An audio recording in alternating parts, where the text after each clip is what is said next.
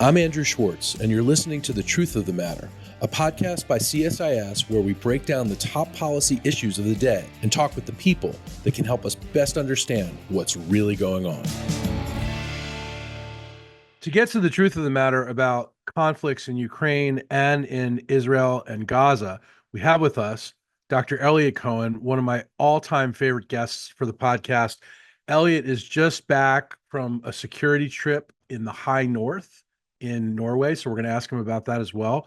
But Eliot, first, I want to ask you, what are some of the latest developments in Ukraine? We saw today, Ukraine struck Russia with one of the largest drone attacks of the war. How does this highlight Ukraine's ability to strike back at Russia? And what is Russia up to these days? How are we supposed to evaluate them? Well, first, always good to be back with you, Andrew. I think, the Russians have gone through a number of different theories of victory, how they're going to win this thing.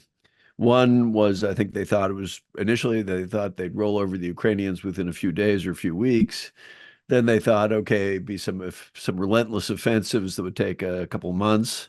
Then they really shifted to these attacks on Ukrainian cities. And then their kind of fourth theory of victory right now is that they can just kind of grind out a victory at terrible cost in lives, and that the West will eventually get tired. So where we are now is that the Russians really pursuing actually the last two theories of victory. So they are upping attacks on the Ukrainian energy grid, and basically with the intention of making that country unlivable. And they're continuing to try to grind forward in Donbass. Now, even just in the last day or two, they've had some setbacks there. And of course, before too long, you're going to get the rainy season, which makes any kind of maneuver very difficult. On the Ukrainian side, what's striking is at first there's been this major overhaul of the Ukrainian cabinet, but perhaps more significantly, two military developments. One, the incursion into the Kursk region, where the Ukrainians were actually able to penetrate Russian territory and are holding on to it. And the second is this long-range drone campaign. The Ukrainians have been remarkably inventive and aggressive in developing their own indigenous drones and missiles. I think we began to really, people noticed this in some of the early engagements where they were using Turkish drones as well as their own in the battle for the Black Sea, where they've effectively defeated the Russian Black Sea fleet, driven it out of Crimea for the most part, sunk about a third of it. And now you're seeing this series of long-range attacks into Russia. And what is, I think, particularly striking here is they're using their own technology. I mean, they still desperately want, and I would add need, Western permission to use long-range systems like ATACMS and Storm Shadow and Scalp into Russia proper, and they should get that. But even absent that, they're showing that they can do several things. One, attack some of the Russian air bases, which they have been able to place at risk, but also to go after both the Russian petrochemical industry, but also prestige targets in places like Moscow. I mean, the attack that you were referring to on Moscow shut down Moscow's airports. And that is something that is big and visible and noticeable. Now, does it have an immediate effect? I don't really think so. But in the long run, it brings the war home a bit, not so much to the Russian people who are quite passive, but to Russian elites who have to be thinking about, is this thing really worth it? Is Russia getting exhausted at all? Or do you see any sign of the leadership there, the elites? Do you see any sign of exhaustion? There's a fundamental asymmetry between the Ukrainians or people like us and the Russians. We don't really know. I mean, it's clear the Russians have suffered enormous casualties. I think the Brits estimate something on the order of 500,000. You get some sort of sense of discontent in various ways, but as I said, it's a fairly passive population.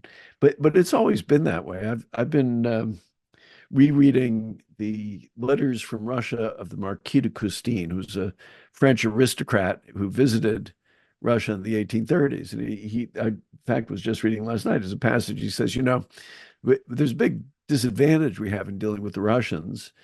They can read our politics pretty clearly because we have newspapers and it's all pretty transparent. we don't know what's going on their side, and they keep it that way very deliberately.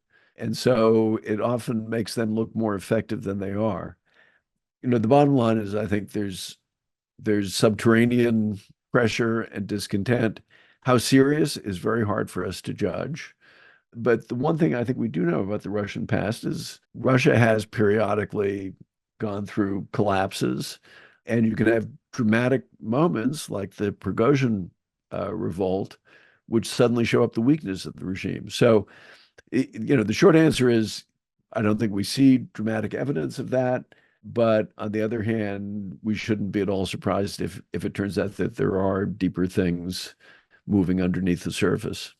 Yeah, I mean, 500,000 casualties is nothing to scoff at. No, it isn't.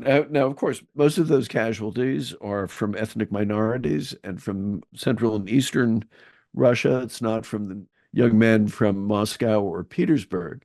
But that's, I think, one of the reasons why Kursk is it's more important than people are letting on. I mean, on the one hand, Putin is kind of brushed it off. We don't really care.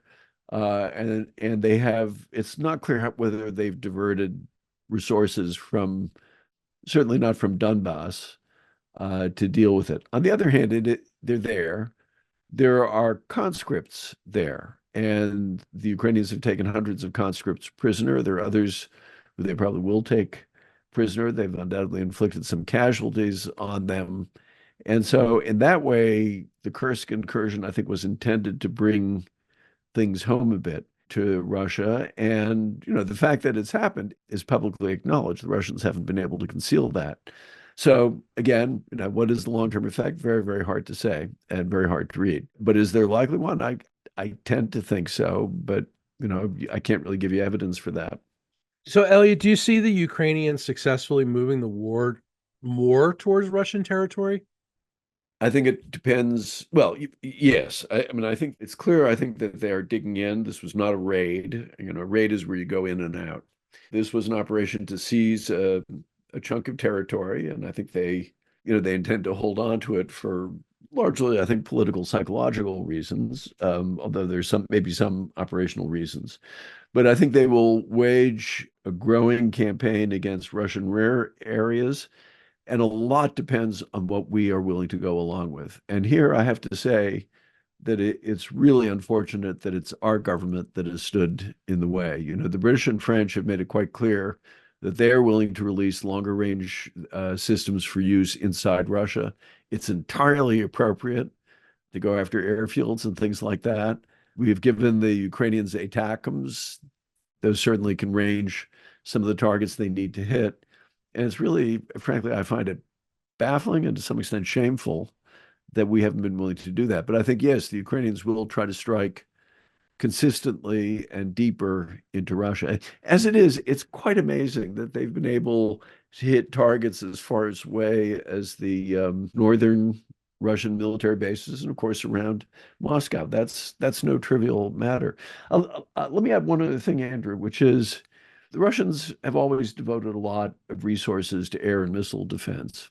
But they've got a fundamental problem, which is that Russia is a vast country. And so they can't cover everything. And, we sometimes think that Russian resources are limitless. They are not. So they've got to decide what to prioritize, where to put their air defense assets. And they're always going to be leaving things exposed. And the Ukrainians, I think, will react to that. And Elliot, you know, all of this presumably, leads to hopefully for Ukraine some kind of negotiation, some kind of settlements, and some kind of leverage in those negotiations and settlements. Do you believe that settlements and negotiations are possible? Well, one level negotiations are always possible, but at the moment, I don't really think there's much prospect. I think Putin thinks he's winning, certainly until he sees the outcome of the American election. I think it's pretty clear they would prefer Donald Trump, although I think they might be mistaken in that, actually. They'll obviously have to recalibrate if it's Kamala Harris, who's been basically taking the Biden administration line. And although you do see signs of exhaustion in Ukraine, which are real, I think the common Ukrainian view is if you have something like a ceasefire in place, all that does is give Russia a respite to come at them again. And they don't want that. They need something that will really secure them. So at the moment, I don't see a negotiation happening. Things can change. There's a fascinating piece in the Wall Street Journal today, and we're talking on September 10th. The headline's More Ukrainians want to negotiate an end to the war, but the soldiers, Ukrainian soldiers, don't agree. Is that one of those tensions that you're talking about?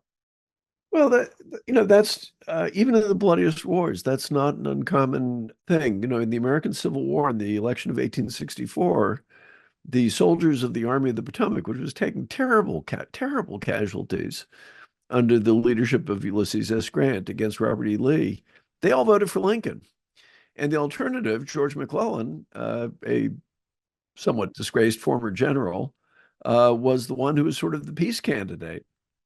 So I think if you've seen a lot of loss and suffering, there is frequently a profound desire to carry things through to the end. And so I'm not entirely surprised by that. No. What do you think it would take for each country to come to the negotiating table in good faith and come to a resolution? I think it'll take some very serious setbacks for one side. I mean, the Russians, Putin does not need Ukraine. I mean, in a larger meta-historical sense, yes, I mean, Russia's not an empire if it doesn't have Ukraine, but he can preserve his regime at least for quite some time, I think, or would probably believe that he can if he gets up one day and says, you know what, we've achieved all of our objectives. We've taught the Nazis in Kiev a lesson, and we can shut this thing down to some extent. For Ukraine, I think it would take some sort of major either breakthrough or some breaking of Ukrainian will, but I just don't think we've seen that yet. That said, it's a war, so it's all unpredictable. Speaking of wars, let's switch to the other one that we're going to talk about today, and that's the war in Gaza. What lens are you viewing this through right now? It just seems to get more and more tragic and continues to drag on. And meanwhile, I think it's 340 days that the Israeli hostages are still there and doesn't seem to be any end in sight. So I will be going back there actually towards the end of October, and perhaps we can talk after I come back. I'll be talking with a number of military figures and experts there. Here again, I think very important to distinguish between the surface and particularly the political surface and what's going on the ground. What's going on the ground is the Israelis are slowly but quite surely grinding away at Hamas. I mean, their defense minister, the Israeli defense minister, I think basically said Hamas has been militarily defeated. They've got a kind of a guerrilla presence. But it's very important for everybody to remember, as you and I discussed on earlier podcasts, that this was like an army, 5 brigades, over 24 battalions, a formal military structure, tens of thousands of men under arms. They have occupied the so-called Philadelphia corridor. That's the narrow strip of land along the border with Egypt, and been going after the tunnels there in a very systematic way. And the Israelis, the great Israeli military strength is adaptation, and they've been adapting very quickly to the challenges of fighting this kind of war. Now, you'd read about that more in the specialized military press, but that's a reality to keep in mind. The political reality, of course, is different. There is tremendous unhappiness in Israel with the Netanyahu government, partly for reasons which predate the war, partly, I think, because he's seen as basically being willing to sacrifice the remaining hostages to keep the war going for his own political purposes. That may be true, but there is actually an argument on the other side, and it's a terrible dilemma that the Israelis face. For them, the big case is the return of Israeli soldier who'd been taken prisoner, Gilad Shalit, in return for a very, very large number of Hamas operatives, including Yahya Sinwar, who was the mastermind of October 7th, and who's an extremely formidable enemy. And I think that memory haunts a lot of Israeli decision makers. There's also a subsidiary thing, and again, this is very grim. What Israelis will quietly tell you is If there is a hostage deal, which there may be, it will probably involve the release of some of the female hostages, maybe some of the children, maybe some of the older men, but the rest of the hostages will stay and will probably never be released. Will probably die in captivity. So it's not between getting all the hostages back and continuing the war. It's between getting some back in return, probably for a lot of Palestinian prisoners and a morale boost and a political boost for Sinwar, and continuing. Then finally, there's the larger situation of the Middle East where you have an ongoing war between Israel and Iran and its clients, and that one is not resolved yet either. There's still a shoe to drop from the Israeli, probably Israeli assassination of Ismail Haniyeh in Tehran. And so this story is very far from being over, and it's not going to end peacefully. Is Israel prepared to deal with what's coming at them? I mean, they've got Hezbollah to the north. They're dealing with issues in the West Bank. They're dealing with the world not necessarily supporting them, to the extent that they might need. They're dealing with an enemy that won't relent. They're dealing with an Iran that has resources. Is Israel ready for this? Can Israel deal with this? The old saying, which is a cliche, but it's true, that the Israelis have a secret weapon. In Hebrew, it's the phrase "ein brera." There's no choice, and there's no choice. It cannot be said often enough. This is an existential war for Israel.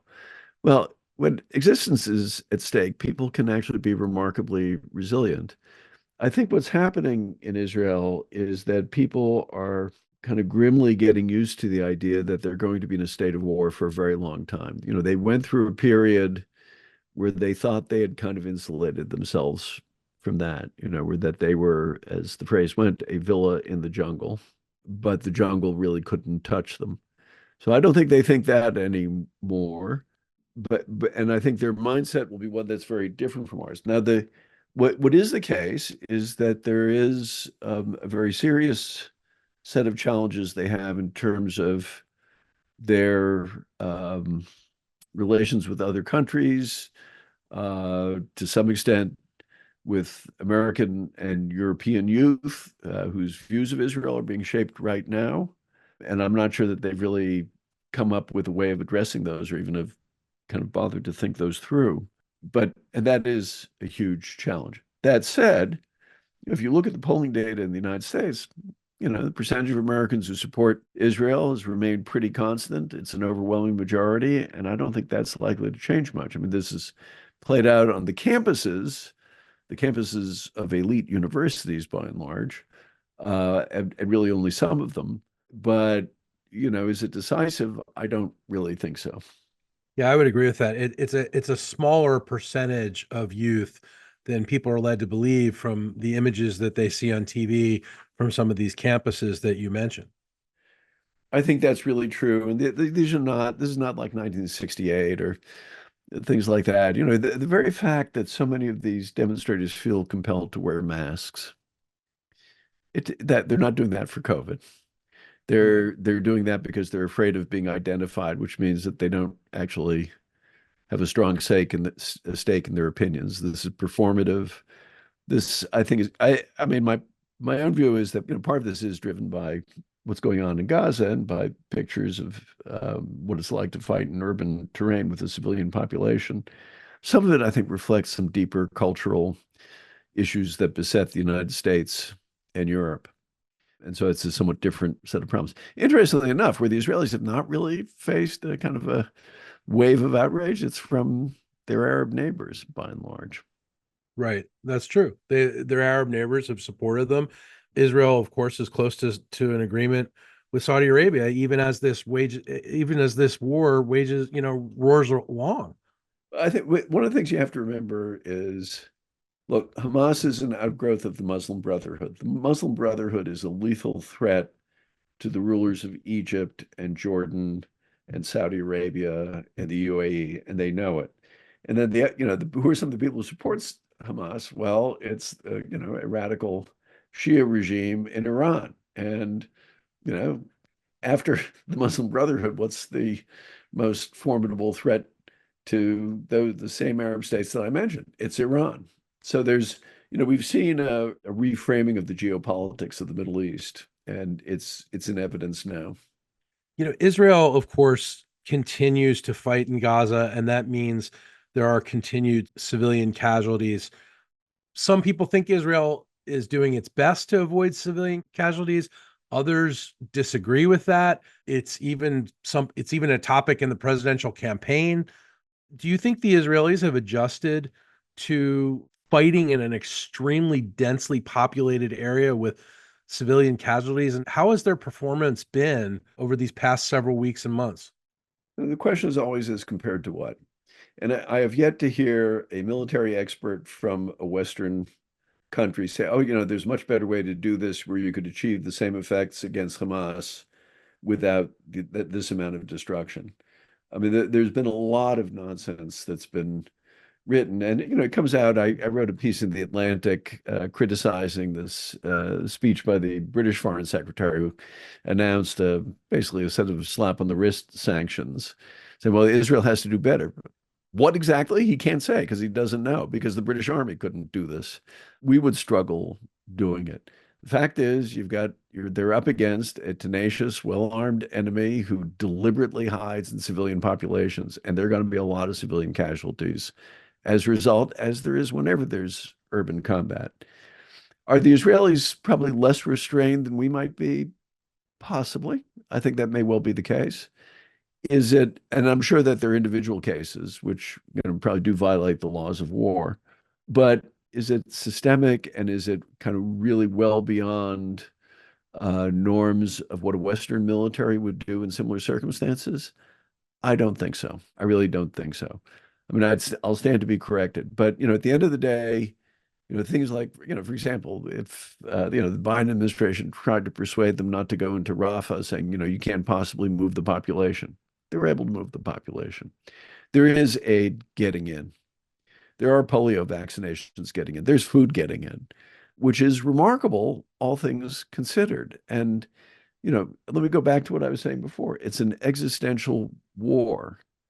So, think about how we waged wars that even for us were not really existential, namely World War II, maybe because it was existential for the Brits. Much less regard for civilian life than the Israelis have shown, much less. Is Israel held to a different standard? Yes, yes. I think there's no question about that. I mean, it's a function partly of people's ignorance of what war is like, but it's also a function of the fact that the Israelis are a convenient whipping boy. And, I won't go into all the overtones of anti-Semitism, but it's the oldest hatred in the world. It resurfaces in a variety of ways on the left, and as we've recently seen in the United States, on the right as well. So yeah, I think there's a lot to that. And the Israelis make mistakes, and the Israelis do things that are wrong. There's no question about that. So, they're not always their own best friends. But do I think that on the whole, most of the criticism does not rest on some sort of understanding of what is militarily plausible? Yeah.